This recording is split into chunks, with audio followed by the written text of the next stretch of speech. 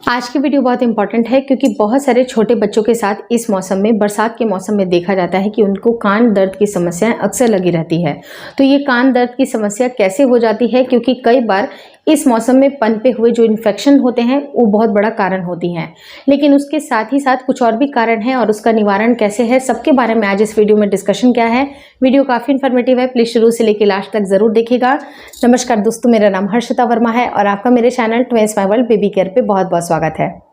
सबसे इंपॉर्टेंट चीज़ होती है जो कि इन्फेक्शन से रिलेटेड है। अगर बच्चे के कान में इन्फेक्शन हो रही है कहीं ना कहीं, या तो कोई गंदी चीज़ें, कई बार क्या होता है कि बच्चों के हाथ काफ़ी गंदे होते हैं और उससे वो अपने कान को खुजाते रहते हैं, उससे भी वो कई बार क्या होता है कि गंदगी को एक्सपोज और कर देते हैं और गंदगी की भी वजह से ये सारी समस्या होती है।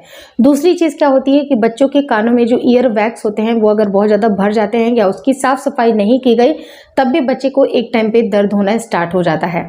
थर्ड इंपॉर्टेंट चीज़ है कि नहलाते वक्त अगर बच्चे के कान में साबुन या शैम्पू चला जाता है, या बहुत देर तक अगर बच्चा स्विमिंग कर रहा है तो कान बहुत ज़्यादा अगर भीगे हुए रहते हैं, या कान में कुछ फोड़े हैं, इन्फेक्शन है, या किसी तरह की अगर इरिटेशन कह सकते हैं, पानी में जाने के बाद अगर लंबे समय में पानी से अगर बच्चा एक्सपोज हो रहा है और उसके कान को अच्छी तरह से अगर साफ नहीं किया गया, उससे भी बच्चे के कान में दर्द हो सकती है। यानी कि इस तमाम तरह के जो रीजंस होते हैं वो कान दर्द से रिलेटेड होते हैं और छोटे बच्चे को कान दर्द की समस्या अक्सर होती है। अब बड़े लोग क्या होते हैं कि बड़े लोग टाइम टू टाइम अपने ईयरवैक्स से अपने कानों को साफ कर लेते हैं, लेकिन कई बार बच्चों को कान का जो साफ सफाई है उनका वो मिस आउट हो जाता है, जिसकी वजह से भी कई बार परेशानियां होती हैं। लेकिन मैं आपको ये भी एक चीज़ बताने वाली हूँ कि अगर आप देखते हैं कि बच्चे के कान से अगर रिसाव आ रही है, या तो पीले पदार्थ जैसी, या तो सफ़ेद पदार्थ, या कुछ अगर उनमें पपड़ी जैसी भी जमा है, तो ऐसे केस में आप खुद से कुछ भी करने की आवश्यकता नहीं है। आप डॉक्टर से इमिडिएटली मिलें, क्योंकि कान का सवाल है और बच्चे को अच्छी तरह से पीडियाट्रिशियन ही समझ सकती हैं। और कुछ अगर इन्फेक्शन लग रही है तो बच्चे को डॉक्टर प्रॉपर तरीके से एंटीबायोटिक के डोजेज भी देंगे, साथ ही साथ कान में ईयर ड्रॉप्स भी देंगे और कुछ साफ सफाई के लिए आपको नसीहतें भी दी जाएंगी ताकि उसकी जल्दी से जल्दी हीलिंग हो सके।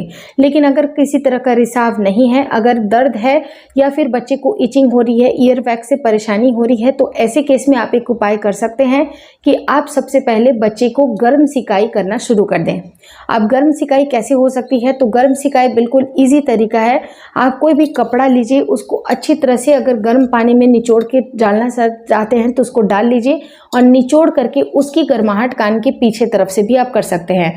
और आप देखिएगा कि कान के पीछे का जो भी एरिया होता है वहाँ पर भी हल्का हल्का आपको इन्फेक्शन जैसा या एक पपड़ी जैसी जमा हुई सी लगती है, उसको भी क्लीन करना बहुत इंपॉर्टेंट है। तो जब आप सिकाई कर रहे होते हैं तो यहाँ के जो आप जब गर्म पानी की सिकाई अगर करते हैं, अच्छी तरह से निचोड़ लीजिएगा, नहीं तो एक्स्ट्रा जो पानी है वो कान के अंदर ही चला जाएगा। तो आप अच्छी तरह से जब वो सिकाई करते हैं तो वहाँ के स्किन लूज हो जाते हैं। जब ये लूज हो जाएगा तभी आपको धीरे धीरे करके इसको साफ सफाई के दौरान हटाना चाहिए। लेकिन अगर आप इसका इस्तेमाल नहीं करना चाहते हैं, गर्म पानी को निचोड़ मतलब रुमाल को निचोड़ करके आप सेकना नहीं चाहते हैं, तो आप सिंपल आप सरसों का तेल का भी इस्तेमाल कर सकती हैं, जो कि बच्चे के पीछे पीछे एरिया में आपको लगा देना है और कुछ बूंदे गर्म करके भी आप बच्चे के कान में डाल सकते हैं, लेकिन हल्के हल्के, ऐसा नहीं कि बहुत ज़्यादा आपको डालना है। और ये काम आपको दिन के वक्त ही करना चाहिए।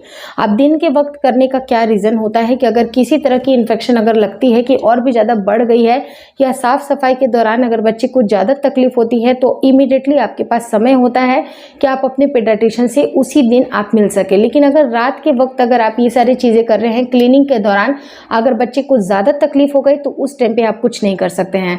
तो सबसे ज़्यादा इंपॉर्टेंट है कि सवेरे सवेरे ही नहाने के टाइम पे आप हल्के हल्के हाथों से जो बच्चे के पीछे के एरिया होते हैं, जो कान के पीछे का एरिया होता है जहाँ पर आपको लगता है कि एक पपड़ी सी जमा है, उसको अपने नेल वगैरह से या किसी नुकीली चीज़ से कुरदना बिल्कुल आपको नहीं चाहिए। आप उसको लूजन कर लीजिए, चाहे तो गर्म पानी से लूज़ कर लीजिए या फिर ऑयल से लूज़ करके उस स्किन को आप रिमूव कर सकते हैं। क्योंकि अगर ये बिल्कुल एकदम जल्दी से अगर रिमूव हो गया तो बच्चे को यहाँ पर बहुत ज़्यादा इरिटेशन होगी, बच्चा परेशान होगा। तो बच्चे की कान की साफ़ सफाई का पूरा ध्यान आपको रखना चाहिए। जिस तरह से आप अपने कानों का ध्यान रखती हैं, टाइम टू टाइम पे ईयर वैक्स करती हैं जो रिमूव करती हैं, उसी तरह से बच्चे की ईयर वैक्स को भी रिमूव करना ज़रूरी होता है। लेकिन अगर ये अच्छी तरह से साफ़ सफाई उनकी होनी चाहिए। लेकिन कई बार अगर जब रिसाव आपको दिखाई देती है, ऐसे केस में आप खुद उससे साफ़ सफाई ना करें, बल्कि डॉक्टर से ही मदद मांगे। डॉक्टर आपको जो ईयर ड्रॉप देंगी उससे बच्चे की सारी गंदगियाँ आउट हो जाएंगी और एंटीबायोटिक से बहुत सारी चीज़ें जल्दी से जल्दी हील हो सकती हैं। तो इन बातों का आपको बेसिकली ज़रूर ध्यान रखना चाहिए। लेकिन गर्म सिकाई भी आप सिंपल कर सकते हैं। अगर आप नॉर्मल रुमाल ले लीजिए, उससे भी आयरन की मदद से या फिर कोई गर्म चीज़ों की मदद से आप गर्म सिकाई भी आप बच्चे को कर सकते हैं। उससे भी बच्चे को राहत मिल सकती है। और जिस कान में बच्चे को पेन हो रही है या पर्टिकुलर किसी कान में अगर दर्द हो रहा हो, उस कान को ऊंचाई पर भी रखना ज़रूरी होता है। उसको दूसरे साइड में आप ना रखें, क्योंकि कान ये दबेगा तब भी बच्चे को परेशानी हो सकती है। तो इसको ऊपर साइड में रखना सही होता है। उसमें आप 2-3 बूंदे आप मस्टर्ड ऑयल के भी डाल के आप बच्चे की अच्छी तरह से साफ़ सफाई कर सकती हैं। लेकिन इससे अगर बात नहीं बनती है, गर्म सिकाई से भी बात नहीं बनती है, तो इमीडिएटली अपने डॉक्टर से विजिट ज़रूर करें। क्योंकि कई बार क्या होता है कि बच्चों को पता नहीं चलता है और कुछ कीड़े मकोड़े भी बच्चे के कान में चले जाते हैं। तो उनको देखने की आवश्यकता है आपको टॉर्च से कि कुछ गया तो नहीं है बच्चे के कान में, कुछ ऐसी चीज़ें तो नहीं गई जो कि अनवांटेड है। अगर कुछ गई हैं तब भी आपको बिल्कुल ही ईजिली मेथड से और बिल्कुल आराम से ही बच्चे को जितना उसमें आराम महसूस हो तभी आप बच्चे के कान को छेड़खानी करिए।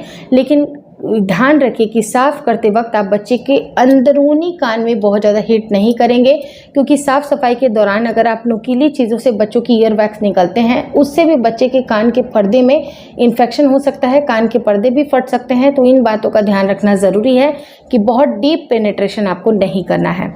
होपफुली आपको सारी जानकारी इस वीडियो में दी गई अच्छी लगी। अगर अच्छी लगी तो प्लीज़ लाइक कर दीजिएगा। चैनल पे नए हैं तो चैनल को ज़रूर शेयर और सब्सक्राइब करें।